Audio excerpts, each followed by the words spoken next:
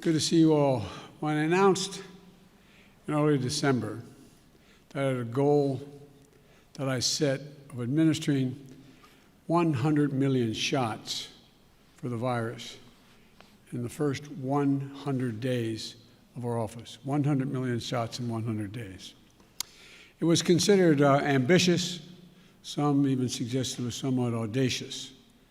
Experts said that the plan was, quote, definitely aggressive, and distribution would have to be seamless for us to be successful.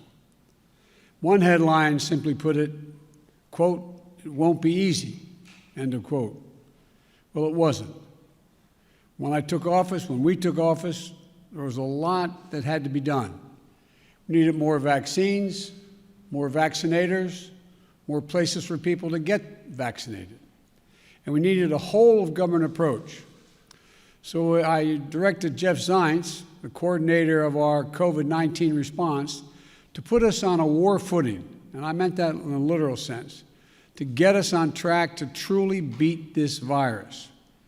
And I'm proud to announce that tomorrow, 58 days into our administration, we will have met my goal of administering 100 million shots to our fellow Americans. That's weeks ahead of schedule, and even with the setbacks we faced during the winter storms. And there's another big step on the path to putting checks in pockets and shots in people's arms.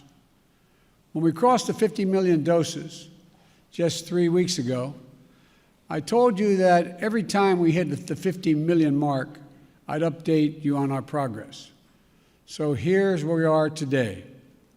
8 weeks ago, only 8% of seniors, those most vulnerable to COVID-19, had received a vaccination. Today, 65% of people aged 65 or older have received at least one shot, and 36% are fully vaccinated.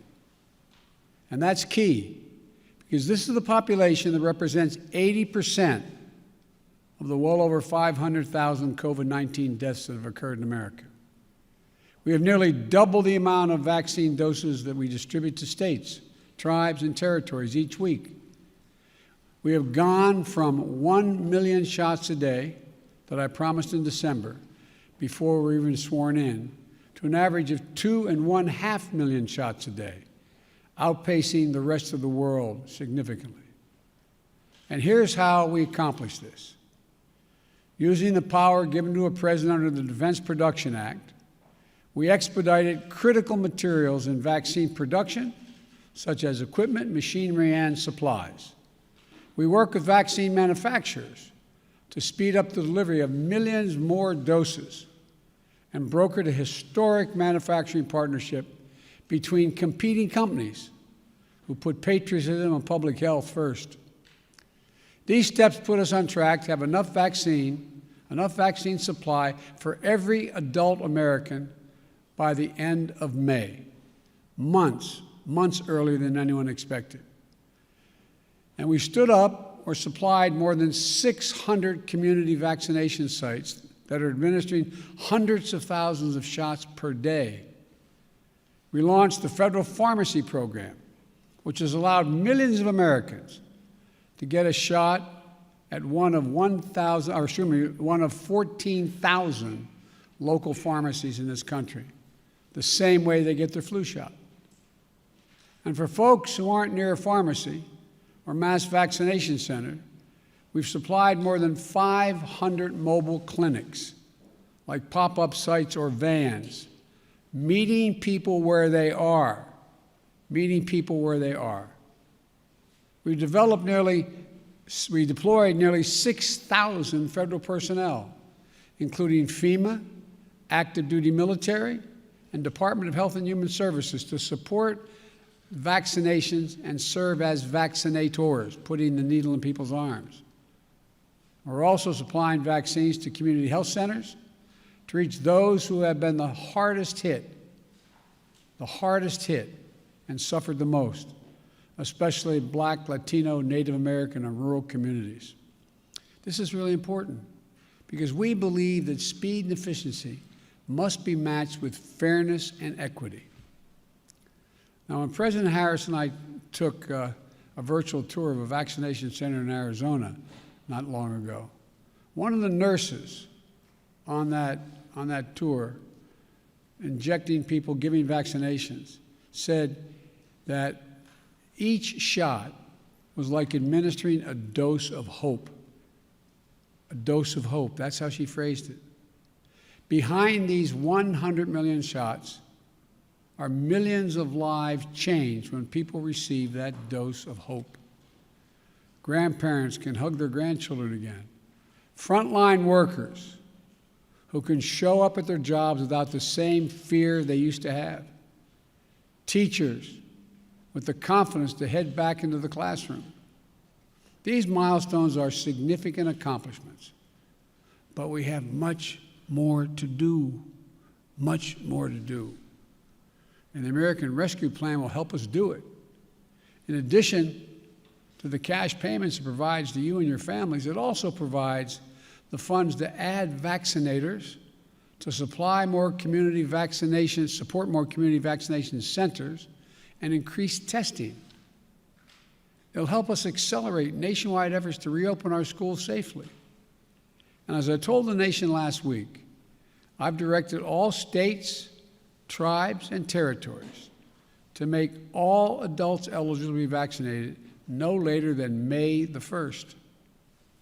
I'm glad to see that several states are already taking that step to make more and more Americans eligible, even before May 1st.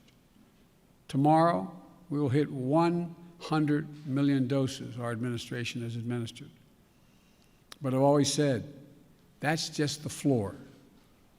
We will not stop until we beat this pandemic. Next week, I will announce our next goal to put shots in arms. This is a time for optimism, but it's not a time for relaxation. I need all Americans, I need all of you to do your part. Wash your hands, stay socially distanced, keep masking up as recommended by the CDC, and get vaccinated when it's your turn. Now's not the time to let down our guard. In the last week, we've seen increases in the number of cases in several states. Scientists have made clear that things may get worse as new variants of this virus spread. Getting vaccinated is the best thing we can do to fight back against these variants. While millions of people are vaccinated, we need millions more to be vaccinated. And again, I need you to get vaccinated when it's your term and you're able to do that. I need your help. I need you to help. Not just the country, but your family, your friends, your neighbors. Get them vaccinated as well.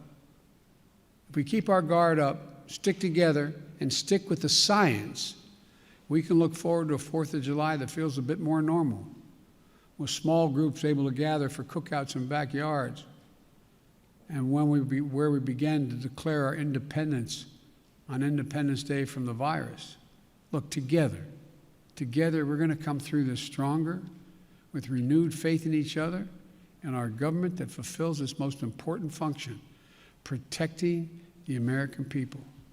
Let me be clear again. Wearing this mask in the meantime, making sure you wash your hands, making sure you socially distance and listen to the CDC. We've got to reach the point where we have herd immunity, meaning where we have a vast majority of the American people have been vaccinated before we can stop wearing these. So please, please, don't let what you see happening in Europe and you see on television. Keep the faith. Keep wearing the mask. Keep washing your hands. And keep socially distanced. We're going to beat this. We're way ahead of schedule, but we got a long way to go. So I just wanted to bring you up to date. I thank you very much, and may God bless America. May God protect our troops. Thank you so much.